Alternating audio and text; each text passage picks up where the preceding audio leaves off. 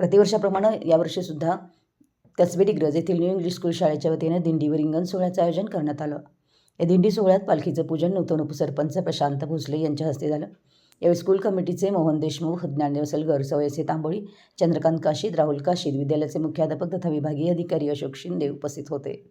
विद्यालयाच्या प्रांगणात आरती झाली. मुलींनी टाळ मृदंगाच्या तालावरती हरिपाठ म्हटला. टाळ पथक, लेझिम पथक, धांज पथकाच्या तालावरती दिंडी गावातील प्रमुख मार्गावरून नेण्यात आली. या दिंडीत सजवलेल्या ट्रॅक्टरमध्ये विठ्ठल रुक्मिणी बसवण्यात आले होते. या दिंडीमध्ये जेजुरी येथे झालेल्या ट्रक अपघातातील कसबे डिग्रज येथील वारकरी राजश्री शंकर यांच्या स्मृतिप्रित्यर्थ त्यांच्या कुटुंबाच्या वतीनं शाळा परिसरात विविध प्रकारची झाडं लावून श्रद्धांजली वाहण्यात आली. पेठ भागातील एस टी स्टँड चौकात रिंगण सोहळा पार पडला. या रिंगण सोहळ्यात अश्वधारी वारकरी विद्यार्थी बसवण्यात आला होता. पालखी घेऊन पळवत विद्यार्थ्यांनी रिंगण काढलं.